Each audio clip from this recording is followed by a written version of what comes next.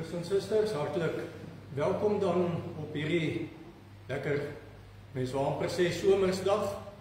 Ek hoop dit gaan met jou goed en ek hoop jou week was ook mooi en dan natuurlik vir die kinders hier wat of met eksamen begin het of dis net om die draai, baie sterkte vir julle en dit is maar nooit een van die lekker dinge om eksamen of toetse te doen nie, maar dit is maar op die einde om te kyk of 'n mens iets geleer het. Net soos wat dit maar in die geestelike lewe ook is, as daar toetse vir 'n mens se lewe aangelê word, dan is dit maar net om te sien of 'n mens iets langs die pad geleer het, maar baie sterkte in elk geval vir julle. By die huise, waar jy ook al inskakel, baie welkom, mag jy ook die seën van die Here daar by jou, by die huis en in die komende week ook beleef. Wat ons aankondigings aanbetref, julle kan maar van alles, julle het dit gelees, neem maar kennis, veral van die datums wat voor lê. Ons is nou baie vinnig en haastig besig om klaar te maak met die jaar. Wat is dit oor 4 of 5 weke, dan is Kersfees ook alweer verby. So almal wat in hierdie druk gaan hulle self beleef om klaar te maak en by deadlines uit te kom, baie sterkte daarmee, maar neem kennis asseblief van daardie datums en dan is daar so 'n notaatjie binne in die, ek vermoed in al die aankondigings. So as jy dalk miskien op die 29ste November tussen 2:00 en 5:00 sommer net wil kom saam kuier, dit is eintlik nou maar 'n dag vir die kinders om te kom speel en te kom swem en 'n verniet hamburger en 'n koeldrank te kry. Maar as jy ook wil sommer net so 'n bietjie wil saam kuier, laat weet net asseblief vir Rianda dat sy ook dan wat getalle aanbetref net ook kan voorsiening maak. Dan op ons lys van voorbidding al die name en dan nou maar vanmôre dan sê ons nou maar weer vir Hans en Tinkie sterkte, want maandag het hulle nou gebel en gesê dit is nou weer uitgestel. So hierdie mense sal amper voel nimmer eindigende beproewing wat daar op julle lewe is, dat julle steeds nie net die teenwoordigheid van die Here by julle lewe sal ervaar nie, maar bid ons julle ook toe vir krag en sterkte om hierdie ou pad van onsekerheid te loop, so baie sterkte.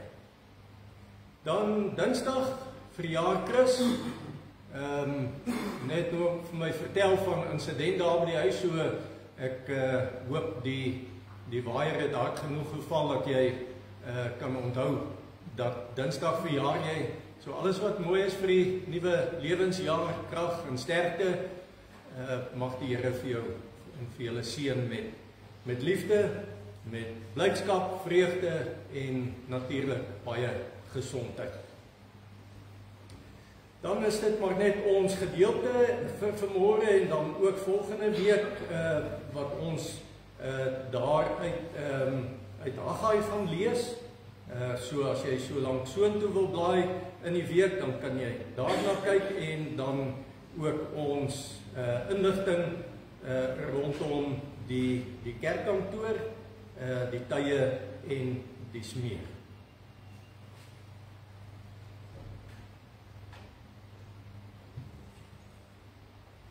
En wanneer ek en jy kerk toe kom, dan gebruik ons die woord dat ons kom hou 'n erediens. En 'n erediens, dink ek, sê maar net wat die woord sê. Dis 'n diens wat tot eer van die Here plaasvind.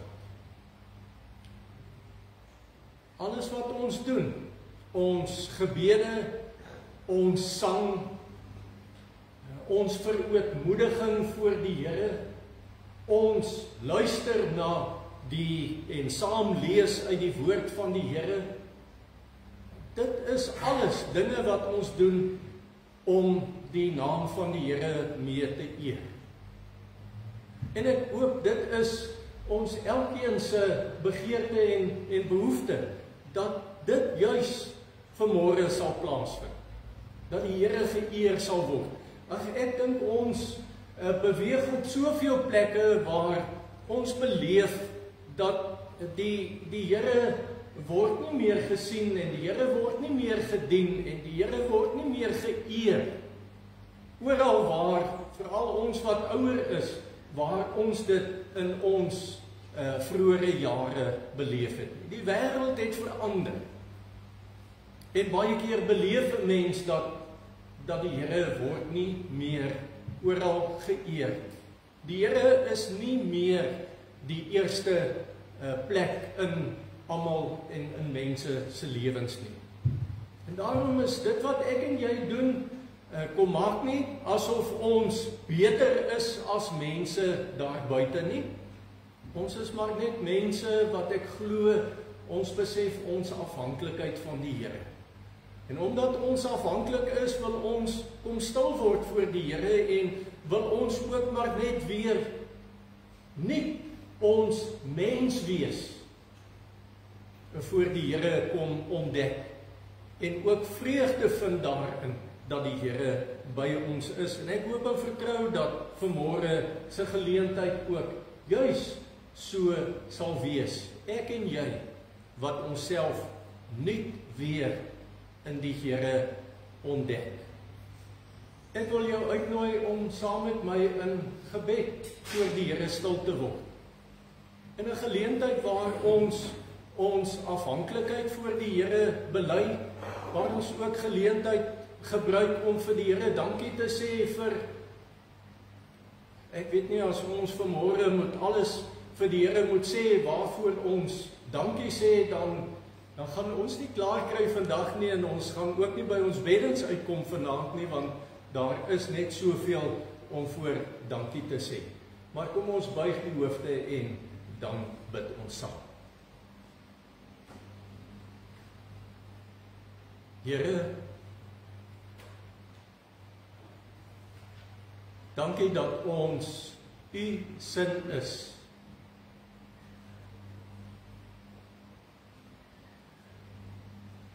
Ons het nie uit onsself U sin geword nie.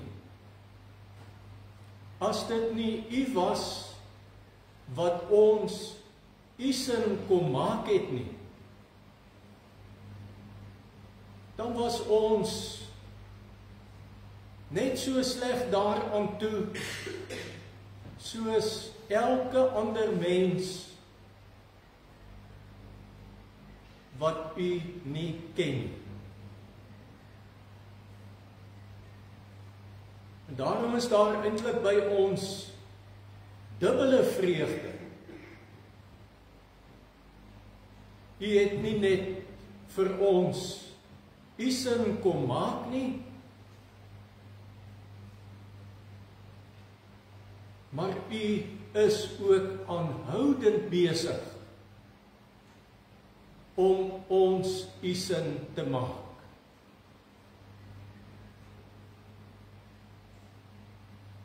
En ek vermoed, Here, dis by ons almal se lewens waar, dat ons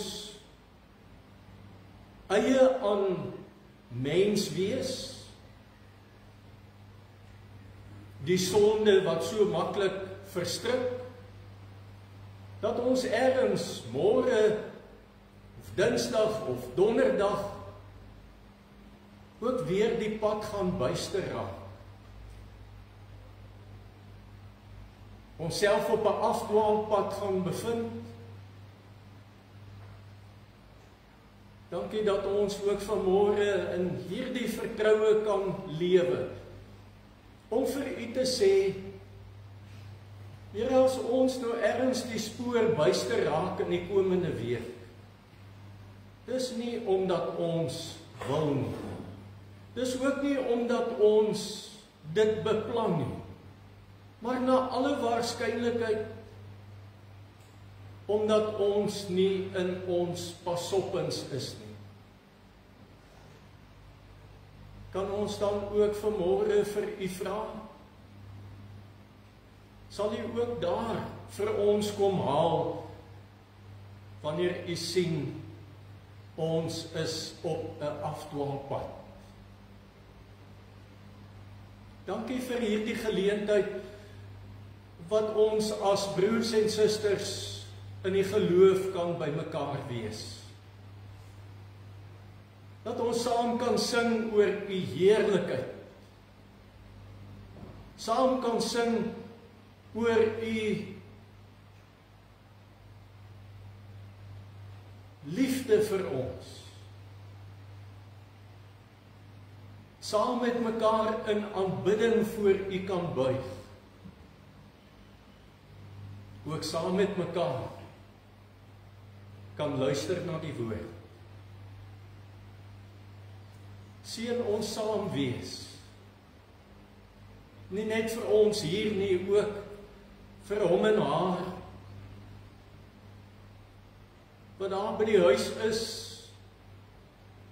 vasgevang in 'n velerlei van omstandighede, wat ons weet wat in hierdie wêreld aanwesig is. Verhoor ook ons wat hier is 'n gebede vir hulle daar by die huis. Seën ook vir hulle in hierdie week. En laat alles wat ons dan vanmôre doen op net een ding rus. En dit is die genade en die liefde van ons hemelse Vader. Dankie dat alle hulp net van u afkom. In Jesus se naam bid ons dit. Amen. Broer en suster, mag daar vir jou genade en vrede in oorvloed wees van God ons Vader, Jesus Christus die Here en van God se Heilige Gees. Ons gaan 3 liedere saam sing. Ek dink amper al die liedere wat ons vanmôre sing is net begeleiding. Die eerste lied wat ons saam met mekaar gaan sing is eintlik dit wat ek reeds al 'n oomblik of 'n gedagte of wat oor uitgespreek het en wat ek ook in my gebed aangeraak het, naamlik die Here vir wie ons lief is, die Here wat na ons omsien, die Here wat vir ons sorg. Ons kan maar net so bly sit terwyl ons hierdie liedere sing.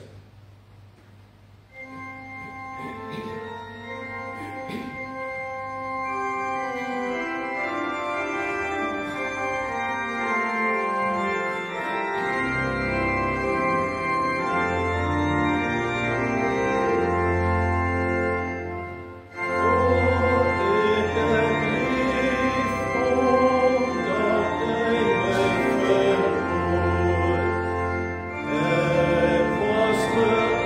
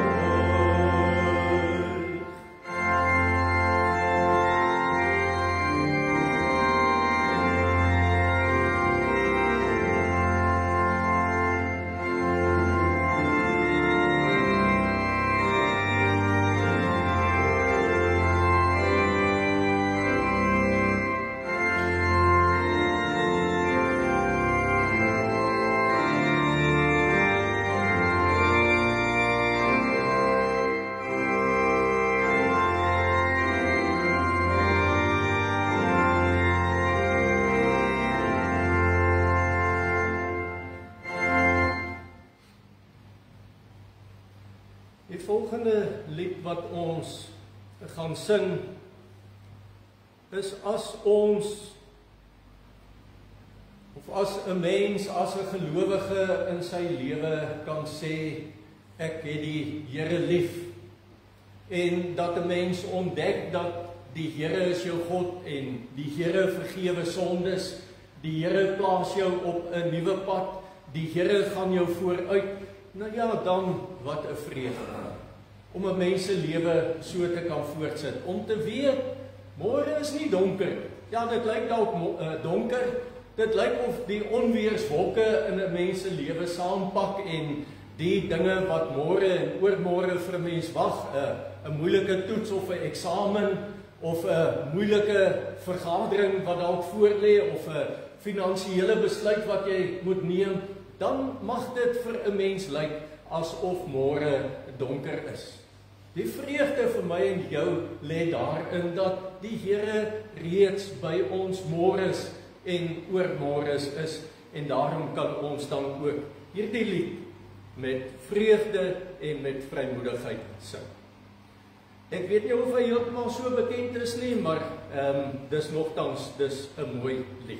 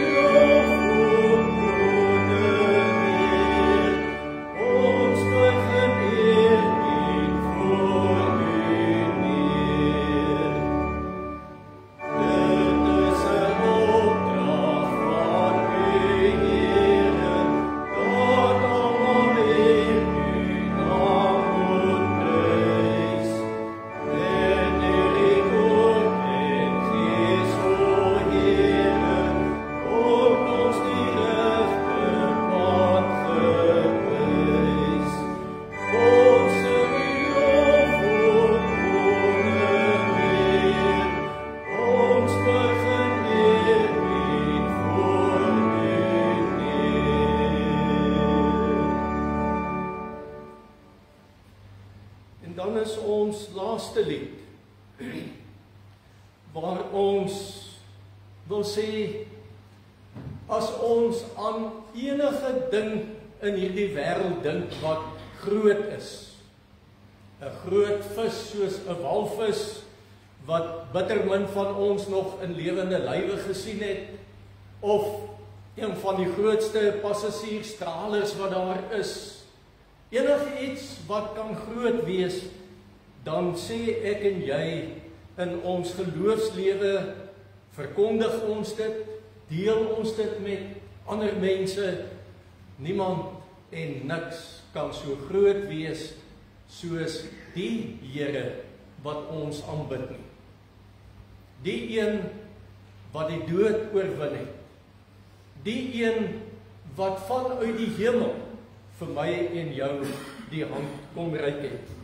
Ons sing hierdie lied bidend saam terwyl ons so sit, dink aan hoe groot Jesus is, en ons gaan hierdie lied twee keer sing.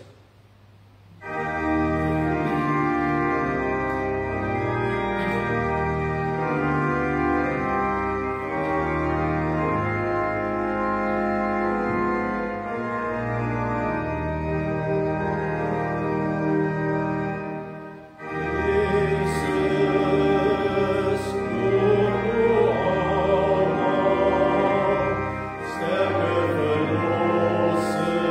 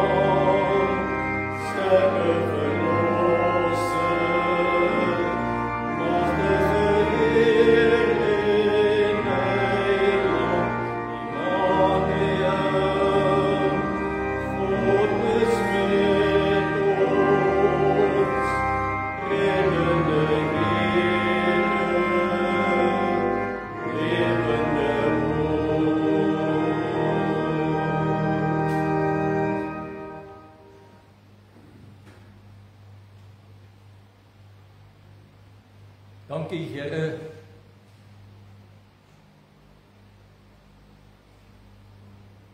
dat ons wat feilbare sondaar mense is,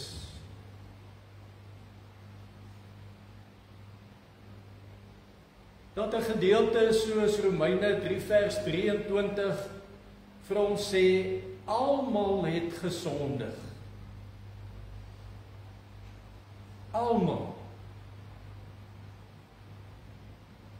En as gevolg van ons sonde, ontbreek dit ons aan die heerlikheid van God.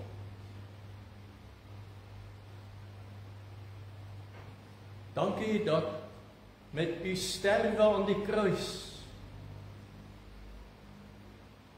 u die voorhangsel geskeur het, sodat ons ook met vrymoedigheid tot u kan nader.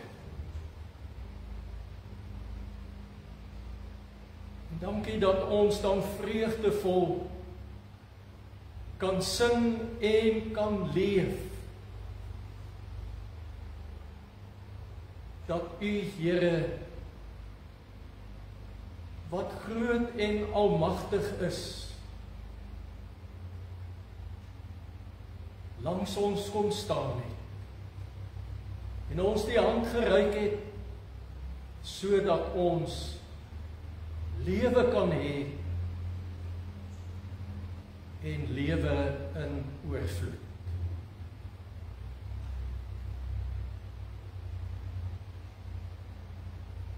En u wat ons ken, Here, dankie dat ons dan ook nou vrymoedigheid kan neem, synde dat u langs ons staan, langs ons sit,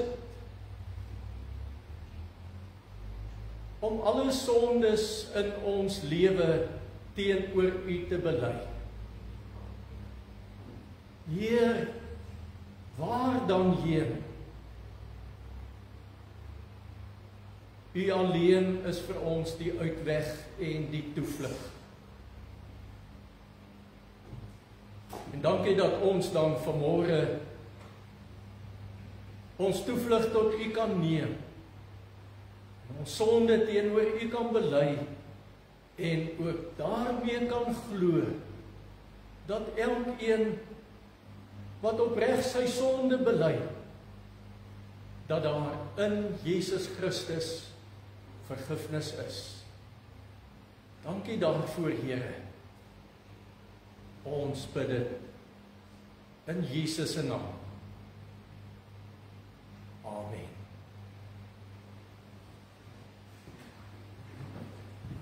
Nou as jy jou Bybel saamgebring het, of as jy die aankondigingsblaadjie wil oopmaak, dan is die gedeelte waaruit ons vanmôre gaan lees, en dit is die 22ste Koninkryk Sondag, so nou is daar nog net 2 Sondae oor, dan sluit ons feeslose helfte van ons kerklike jaar af, en dan begin ons weer met Advent.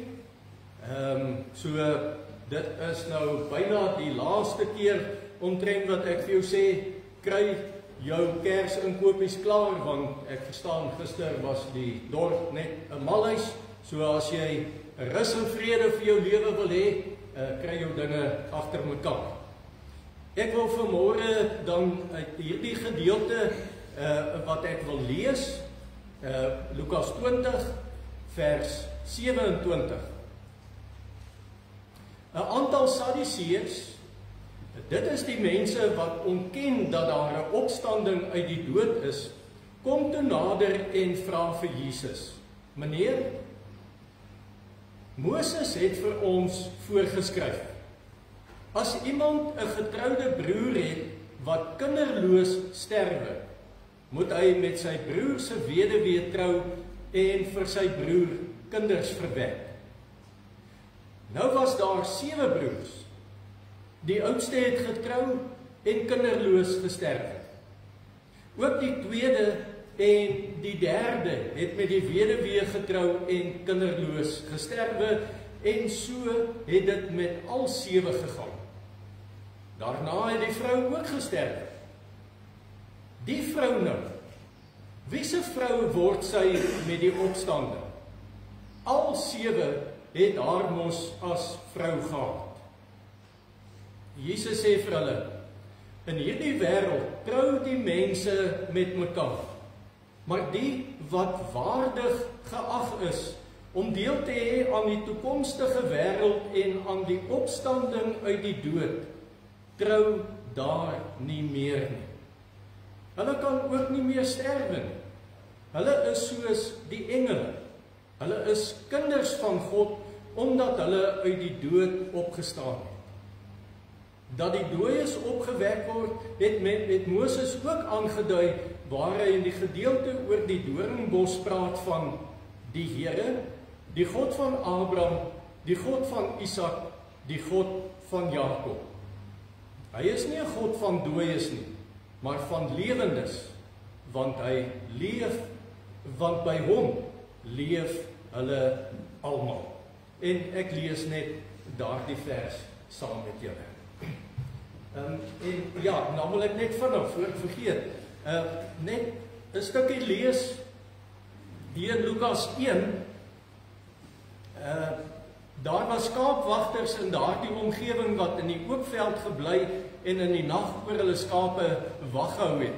Met een staan daar 'n engel van die Here by hulle en die heerlikheid van die Here het rondom hulle geskyn. Nou ja, hulle het groot geskrik en al dies meer. En dan vers 15 staan daar, nadat die engele van hulle al weggegaan het na die hemel toe, sê die skaapwagters vir mekaar, kom ons gaan reguit Bethlehem toe om te sien wat gebeur het, soos die Here dit aan ons bekend gemaak het. En die enigste rede hoekom ek maar net daardie paar verse in Lukas lees, is ook maar net 'n aanduiding of 'n aanduiding vir my en vir jou, dat ons ook in ons soeke na wie die Here is, dat ons ook vreugde sal ervaar en ook sal weet dat die Here by ons is en saam met ons is.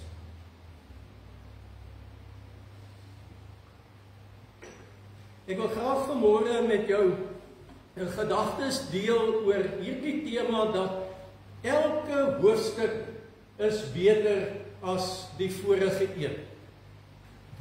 Nou die van julle wat dalk lief is vir lees, wat graag boeke lees en jouself met lees van boeke besig hou en so ontspan, sal dalk miskien vir hierdie waarheid kan instaan dat jy skrywers kry wat net eenvoudig die vermoë of die talent of die gawe het dat wanneer jy begin om aan 'n boek te lees, dan sukkel jy om tot 'n verstaan te kom, die karakters se name wat jy moet leer ken, die karakters se eienskappe wat hulle het, wat jy moet leer ken. Maar soos wat jy deur hierdie boek lees en vorder, kom jy eintlik agter dat die een hoofstuk wat op die volgende een volg, die is net beter as die vorige een. So in kort wil ek dan ook vir jou sê, min of meer net dit met jou deel, dat hierdie lewe wat ek en jy hier leef, dis kan die graf, is ook 'n hoofstuk in ons lewe. Bestaan ook uit verskillende hoofstukke in ons lewe. Daar's die hoofstuk van geboorte en van babietjie wees, daar's die hoofstuk van in die laerskool wees, die hoofstuk in hoërskool, die hoofstuk na skool, of dit nou universiteit of technikon, of wat jy ergens begin werk en deur die werk begin leer. Dan is daar die hoofstukke oor getroude lewe en kinders kry en party mense is dan ook by die hoofstuk in hulle lewe waar hulle met pensioen is. En dan natuurlik is daar 'n hoofstuk wat aan die ander kant van die graf vir ons voorlê. Ek vermoed dat almal van ons op een of ander stadium in ons lewe, en dalk miskien meer kere en dalk miskien ook hoe nader 'n mens aan jou aardse lewe of die einde van jou aardse lewe kom, hoe meer vroeg 'n mens dalk met die lewe van die hiernamaals. Dat 'n mens ook maar in jou menswees, want ons menswees is mos maar vol twyfel. Die beste wat ek in my lewe kan doen om te glo en daarin vas te hou, daar kom tog maar tye wat 'n mens oor die dinge in die lewe hierna oorwonder.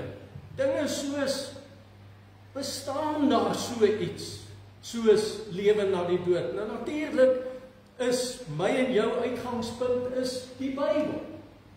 En omdat ons die Bybel glo en die Bybel aanvaar en dat dit wat in die Bybel geskrywe is vir my en vir jou waar en eg is en vir ons help met ons daaglikse lewe en hoe om 'n lewe te lei wat die naam van die Here verheerlik, is dit tog nogtans vrae waaroor ons wonder.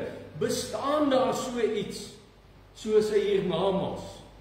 En hoe gaan dit wees? Want oral in die Bybel, wanneer ons, en veral in Openbaring, as ons lees oor die hiernamaals, dan gebruik Johannes woorde, dit lyk soos. Daar's nie menslike maniere, daar's nie menslike woordeskat om te beskryf hoe dit gaan lyk nie. Waar gaan dit wees? As 'n mens nou die dag doodgaan, waar gaan dit wees? Wie gaan daar wees? Dit is mos goed waaroor ons almal nadink. Wie gaan ons daar raakloop? En dan miskien net so 'n laaste vraag wat ek op die tafel wil sit, wat deel maak van 'n mens se wroging en worsteling oor die hiernamaals is: hoe gaan ek en jy lyk? Die dag wanneer ons in die hemel kom, soos wat ons glo, dis waarheen ons op pad is en waar ons gaan uitkom, gaan ons mekaar herken. Gaan ek weet, dis Erik of Swannie of Frikkie of wie ook al. Nou dis dan miskien goed dat 'n mens hieroor sal wonder. Want wonder plaas vir 'n mens op 'n pad van waar jy moet soek na antwoorde, want enigiets waaroor 'n mens wonder, maak tog, dit is my ervaring in elk geval, dat daar tog so dat daar twyfel in 'n mens se lewe is en dat 'n mens nie altyd met oorgawe leef nie, want ek het nie die antwoorde. En daarom is dit goed daaroor dat 'n mens soms bietjie oor hierdie goed sal wonder, sodat daar by my en by jou 'n diepe vrede sal kom van wat wag vir ons aan die ander kant. En dan nie net vreugde nie, maar ook 'n stuk opgewondenheid. Miskien is dit een ding wat dalk te min by ons as gelowiges in ons elke dag se lewe na voorkom, is dat ons laat so baie keer toe dat hierdie wêreld en die gebeure van hierdie wêreld op ons lewens inspeel en dat dit vir ons van 'n lewe van opgewondenheid beroof. Nou hierdie gedeelte het ons verlede week ook, ons het by hoofstuk 19 stil gestaan, die storie oor Saggeus, en ek gaan niks daaroor herhaal nie, maar dit sluit aan daarby dat dit is kort voor Jesus se intog na Jerusalem. Maar verlede week het ons met mekaar gedagtes gedeel oor Saggeus, nee, en ek wil steeds vir jou aanmoedig, gaan kyk op die kanaal, op die channel, en kry daar die link, en as jy kan as jy het nie hier was verlede week nie, weet dit was bietjie lank gewees, maar dat jy tog na daardie gedeelte sal luister, gedagtes wat ek met jou gedeel het, dat toe ons by Saggeus se lewe verlede week stil gestaan het ons iemand ontmoet, raak geloop, wat 'n geweldige worsteling in sy binneste gehad het. Iemand wat op soek was na vrede. Iemand wat van buitekant of van buite met 'n lig na sy lewe moet kom om hom te help. Iemand wat hom op sy naam sou ken. En iemand wat hom nie soos wat ons so baie keer in ons lewe ervaar, dat jy in 'n vakkie geplaas word nie. En dit was Saggeus, vermoed ek aan die einde van die dag, sy ervaring gewees, dat as hy dalk daarna met mense sou gepraat het, en na alle waarskynlikheid sou mense 'n ander Saggeus raakgeloop het en ontmoet het, dat die man van Nasaret het hom oorrompel en hom op 'n splinternuwe pad in 'n wêreld of in 'n splinternuwe wêreld laat betree. Nou hier in hoofstuk 20 loop ons nou ander mense raak. Na alle waarskynlikheid was van hierdie mense ook deel van die skare wat daar in Jerigo saam met die Here Jesus geloop het. Maar die mense wat ons hier raakloop, is mense wat die teenoorgestelde, wil ek amper sê, van 'n persoon soos Saggeus is. Saggeus het ons ontdek, was 'n soeker gewees. Hier loop ons eintlik skoorsoekers raak. Mense wat in iets anders of by iets anders by wil uitkom, as dit waarby Saggeus wou uitkom. Saggeus wou vrede vind. Hierdie mense wat nou hier by die Here Jesus is, dit is mense wat met 'n ander agenda na die Here Jesus toe kom. Die mense wat hier by die Here Jesus bymekaar is, vermoed ek is mense wat nie regtig op soek is na antwoorde. Of in elk geval die antwoorde waarna hulle op soek is eintlik maar net om te kyk of hulle Jesus so ver kan kry dat hy in hulle skemas sal inpas. Dit gebeur mos in ons lewe ook baie keer. Hoop ek so dat dit met jou ook gebeur, dat soms wil ek Jesus vir die verkeerde rede aanwend.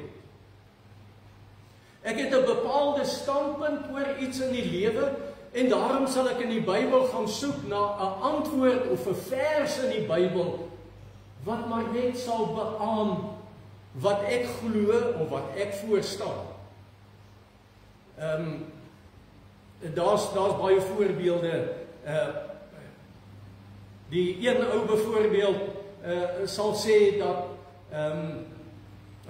daar's genoeg tekste in die Bybel wat sê dat gay huwelike is verkeerd. En 'n ander ou sal kom en sê, maar hierdie teks sê dat gay huwelike is reg.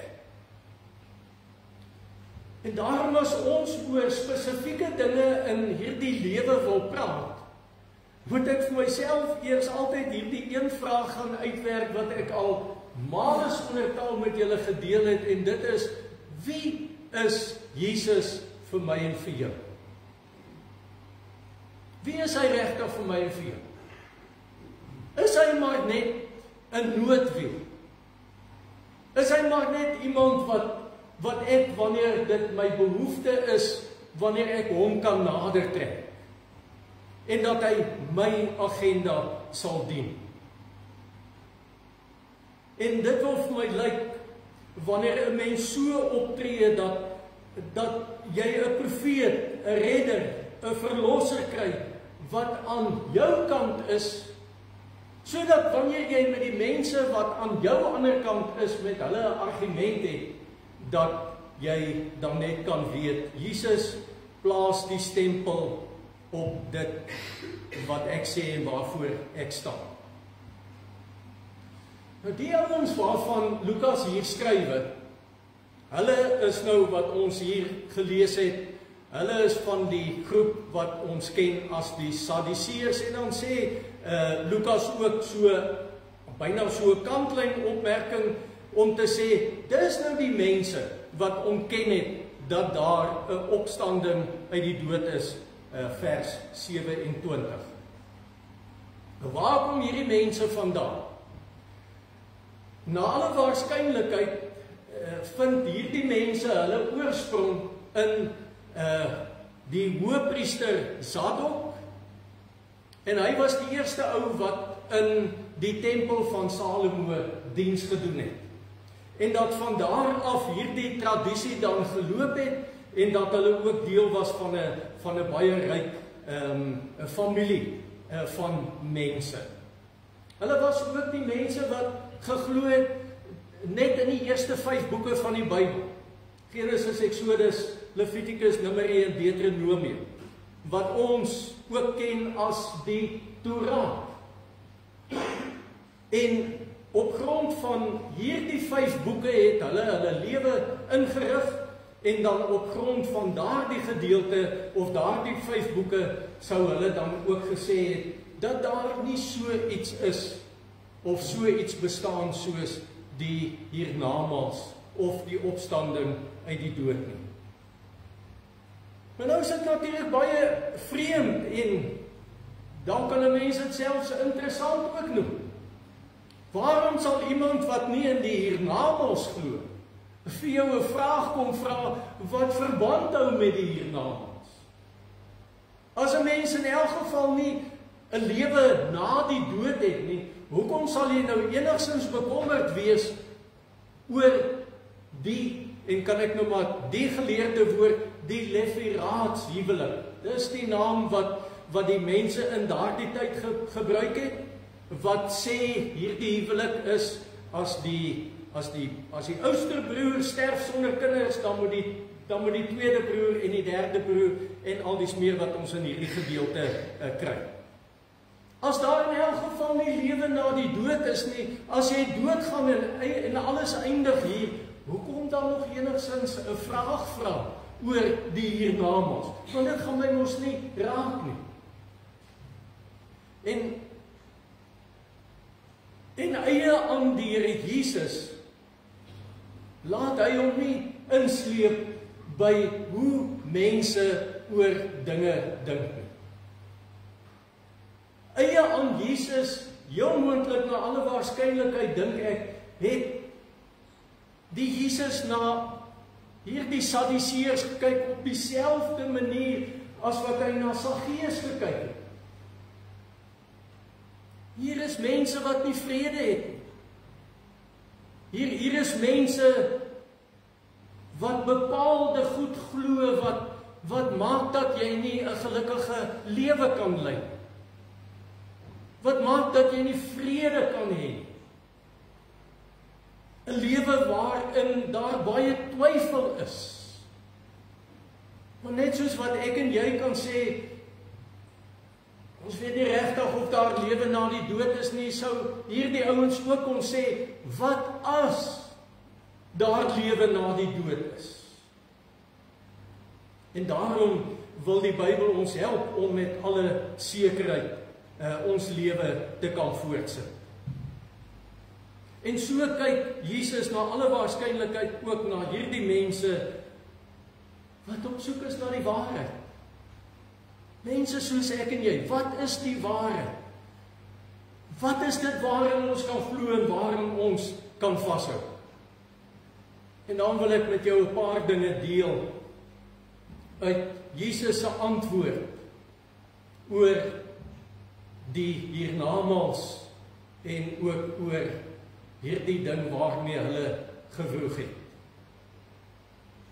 Eerste ding wat in hierdie gedeelte na vore kom, dink ek, is dan om te sê dat daar is lewe na die dood.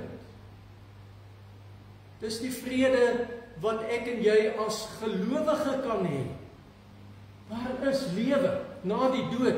Hierdie doodsbestaan met al sy probleme en sy swaar kry en sy ellende en korrupsie en al sy verskillende forme, dat hierdie lewe soos wat ons hom hier ken, gaan ergens tot 'n einde kom.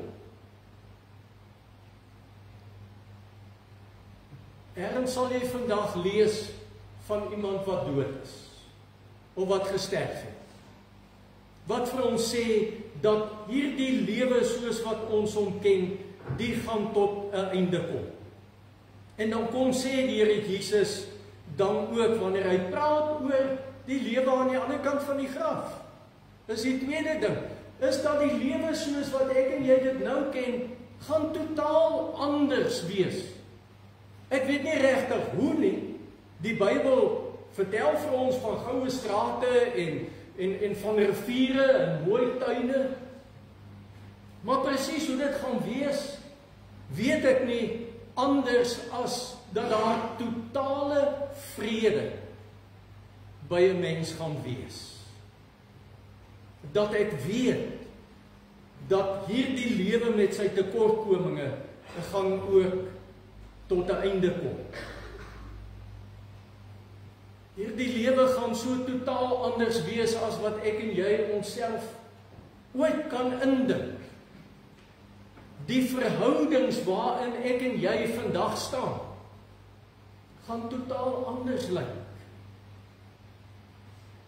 Wat ons van hierdie lewe gaan onthou, ek weet nie. Die Bybel gee ook nie vir ons klarigheid daaroor. Maar dat ons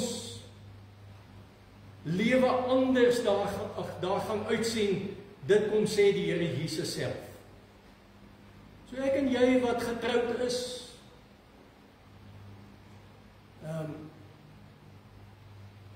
ons gaan nie in daardie selfde verhouding eendag weer staan.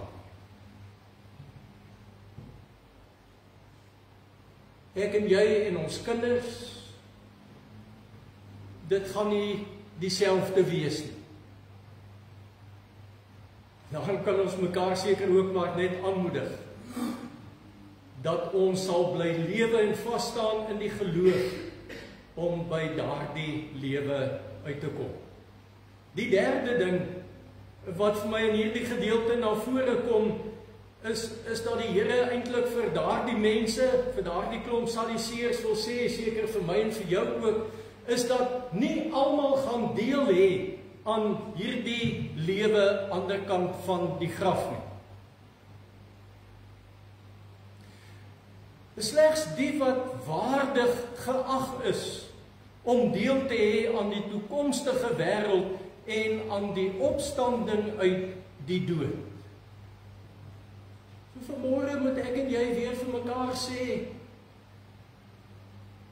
hier is mense wat saam met my en jou in Ladysmith leef. Weet jy, dalk mense in jou vriendekring. Dalk is daar mense in jou familie wat nie reg lewe nie. Kom ek sê dit anders. Wat nie 'n lewe leef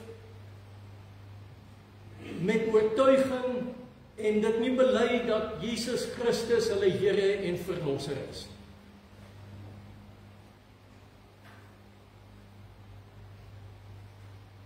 Dat daar dalk miskien iemand is wat ek en jy ken, wat dalk nog in hierdie jaar of in volgende jaar gaan sterwe, en wat ek en jy nooit ooit weer gaan sien.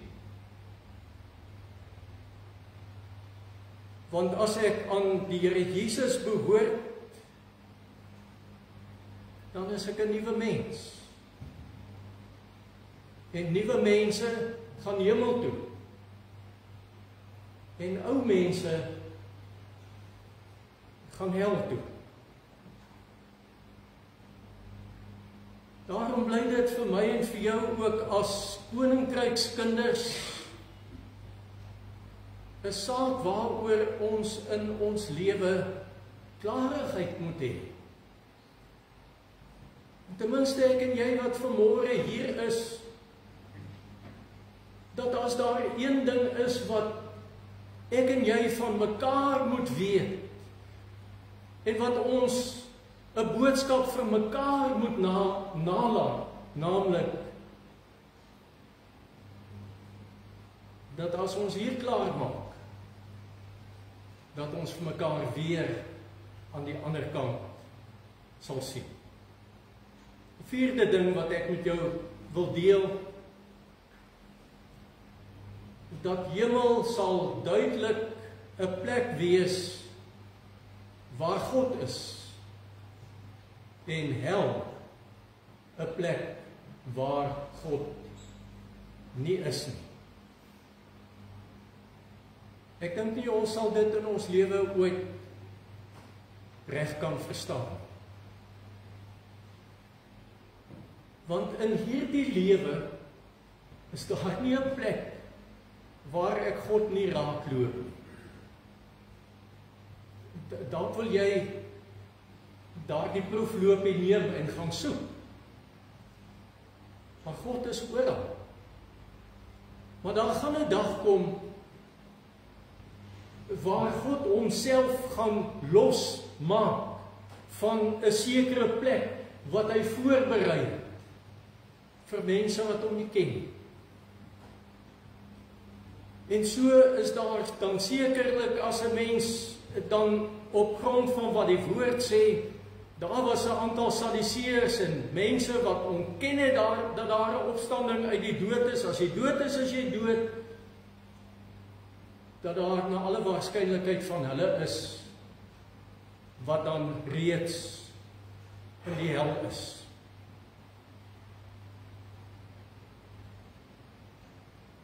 Daarom as ons praat oor hemel wat duidelik 'n plek is waar God is, dan is dit nie in die eerste plek 'n plek waar ek noodwendig vir Piet, Koos of Sannie gaan raakloop nie. Ek hoor dit so baie by begrafnisdienste wat ek al bygewoon het, en begrafnisdienste wat ek al self waargeneem het, dinge soos die Here het sy mooiste blom kom pluk, of hierdie persoon is nou soos 'n ster aan die hemel. Daar's geen grond vir die soort van dinge wat jy in die Bybel sal raakloop nie. Die hemel is 'n plek waar ons in die fisiese teenwoordigheid van God sal wees. En dis hoe die Here na hierdie wêreld kyk. Na mense wat ergens of die pad byster geraak het, of dat daar mense is wat bepaalde dinge glo, wat nêrens 'n voet het om op te staan in die Bybel nie. Jesus se antwoord vir hierdie geloofsgroep, hierdie Sadduseërs, is 'n uitnodiging vir mense om met nuwe oë na God en na God se blyplek te kyk, om dit so uit te druk, of om dit dalk so op so 'n manier te verwoord. Wie anders na God kyk, ontdek ook baie ander dinge. En twee voorbeelde waarmee ek wil afsluit, is dat 'n sywurm, wanneer hy op 'n spesifieke stadium in sy lewe kom, wat hy weet dat dit is nou tyd om klaar te maak, dan spin hy homself toe in 'n kokon. En dan kom daar 'n papie na vore, en na 'n sekere tyd, dan kom daar uit hierdie papie, kom daar die mooiste skoenlapper na vore.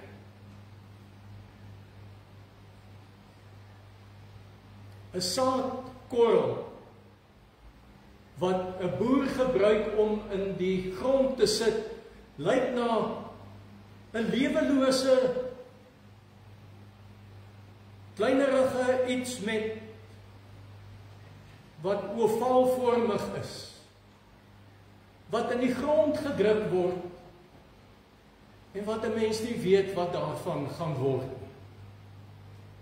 Maar op die bestemde tyd, dan begin hierdie saadkorrel te lewe, en dan weet ons dat die vrug dan ook uit die grond na vore kom. So is dit ook met die Christen. So is dit ook met my en met jou. Ergens in ons lewe gaan daar 'n dag kom dat ons gaan klaarmaak met hierdie lewe, en dan gaan die lewe wat ons aan die ander kant van die graf opneem, gaan totaal anders lyk. 'n Lewe waar daar nie meer dood is nie. 'n Lewe waar die verhoudinge anders gaan uitsien. 'n Lewe waar daar nie meer siekte en tekortkominge gaan wees nie. In koninkrykstyd, wanneer ons nadink oor ons kindskap, oor ons verhouding met ons koning, mag ek en jy vanmôre andermaal weer ons kindskap in God ontdek. Mense wat 'n sekere toekoms het, of 'n toekoms wat seker is. 'n blyplek wat vir altyd sal duur. Amen.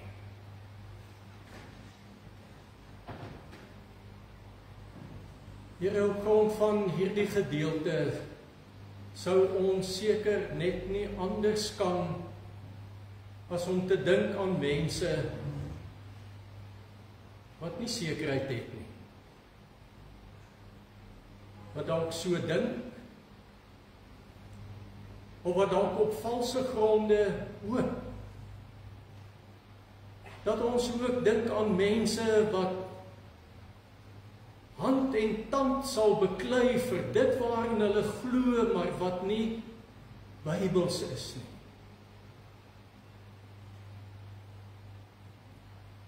Here, sal U ons nie ook maar kom oorrompel soos wat U vir Saggeus oorrompel het,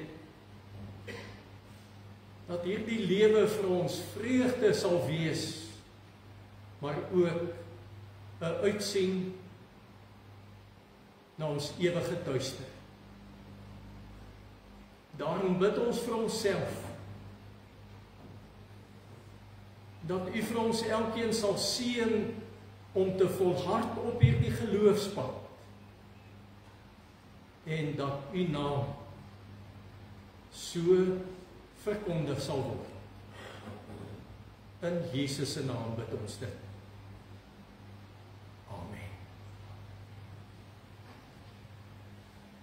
En vanmôre, broers en susters, in 'n klein gemeente, dan gebeur dit baie min. Maar ons het vanmôre ons 4 persone wat se name wat ons vir die afgelope 2 Sondae aan julle voorgehou het, wat ons dan vanmôre ook as kerkraadslede wil bevestig, en wil ek dit dan ook nou so doen, om vir hulle in hierdie ampte as kerkraadslede vir hulle te bevestig. En ek wil vra dat Fani en Chris en Tian en Rianda na vore sal kom asseblief.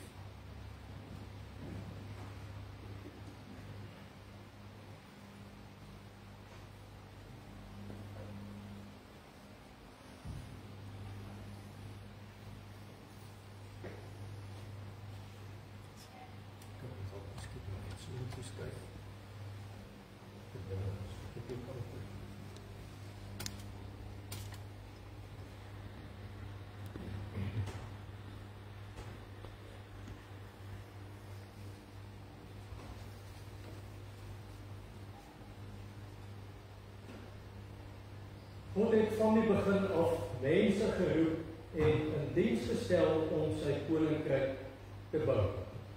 Dink net die blote feit dat ons die voorreg het om mense as kerkraadslede te bevestig, dink ek sê maar net altyd weer en weer vir 'n mens dat Die Here is met sy kerk besig.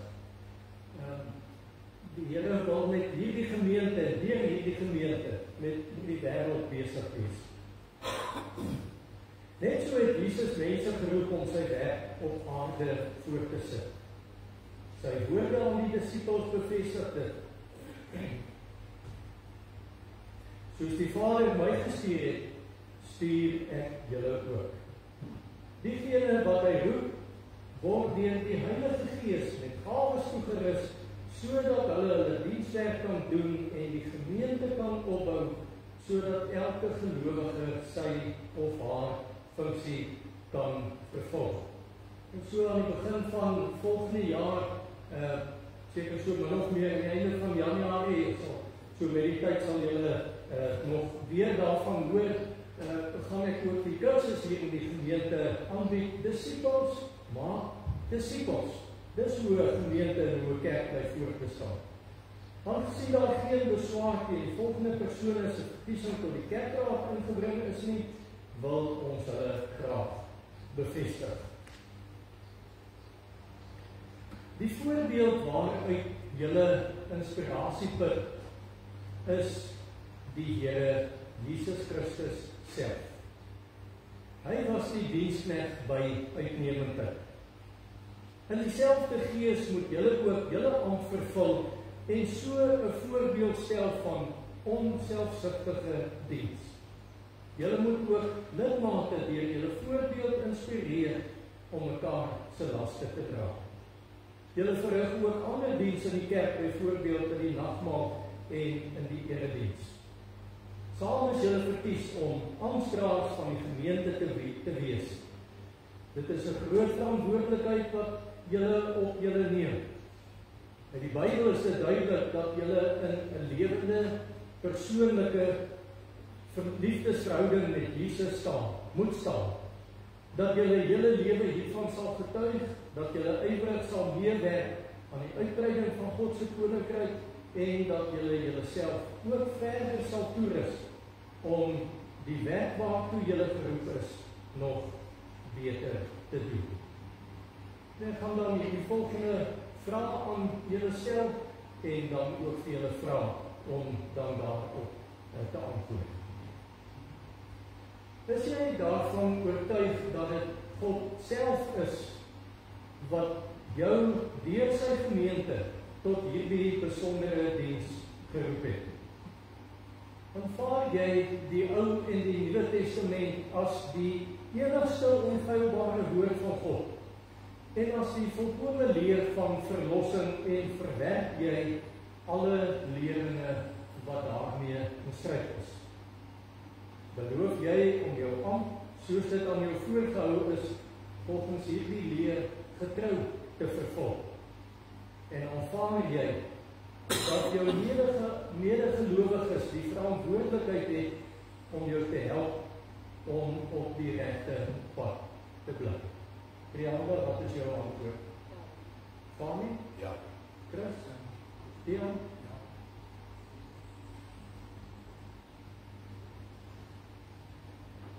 Vir ons as gemeente is daar natuurlik ook 'n woord en dit is gee ag op mekaar en sien ook om na die lewe en belydenis van die bedienaar van die woord. Neem saam verantwoordelikheid vir hierdie gemeente en gemeente ontvang hierdie kerkraadslede as gestuurdes van die Here. Bid vir hulle en werk saam met hulle sodat God se koninkryk sal kom. Kom ons bid saam. Here, dankie dat hierdie vir ons nogmaals 'n teken is, u sorg. En as u sê, u sal saam met 'n mens, saam met 'n gemeente, 'n pad loop, dan doen u dit end uit. Dankie dat ons in hierdie manne en vrou die sorgsaamheid en die omgee nie net vir hierdie gemeente nie, maar ook vir hierdie dorp gee. En ons ons as gemeente bid dat U vir hulle sal seën. Dankie vir hulle meelewe. Dankie vir hulle getuienis.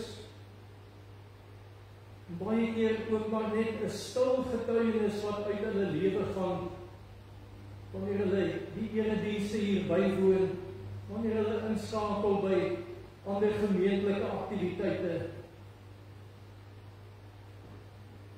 dat U vir hulle sal seën. Ten diepste weet ons, Here, hulle is geskenke vir U die gemeente en almal wat hier woon. Seën dan vir hulle. En mag hulle elke dag groter en meer diensreg word. Amen. Ek is graag dat sommer Marita en Hans en Louis hulle net saam by Sokkomangre vir hulle elkeen gee.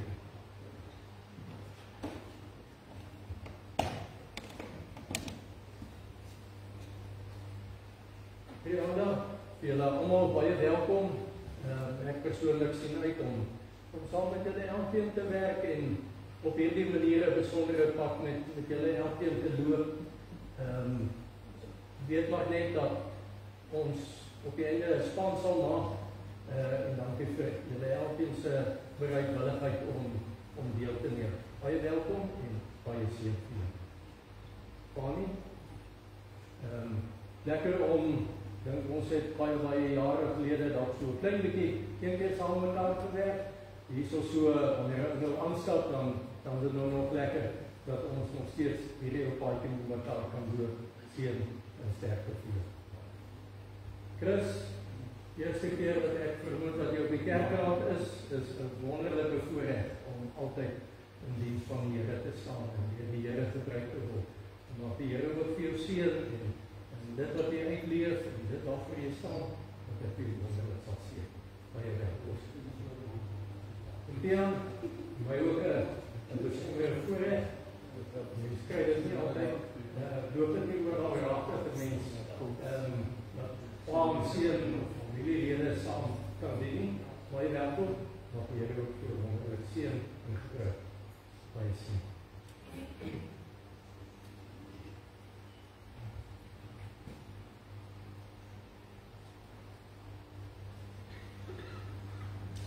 Ek wil vra dat julle net na die gemeente toe draai. Ons gaan vir julle die ou Psalm 134 gaan ons sing, want ons vir julle die seën van die Here toesing, dat julle inderdaad kan weet dat die Here ook vir julle wil seën en vir die van julle wat Fanie en Chris wat ook geliefdes het, ja, dankie dat ons hulle met julle kan deel. Maar kom ons staan en dan sing ons hierdie lied, dan bly ons sommer staan en dan gaan ons afsluit met ons laaste. Laat die seën op ons, ek kan sy Sion overstaan, ek wat beveel en gesê,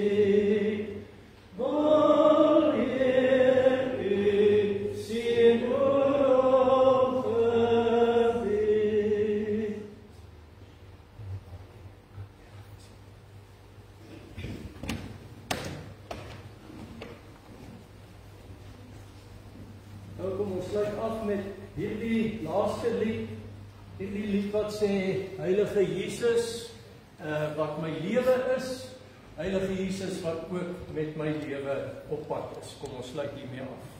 Oh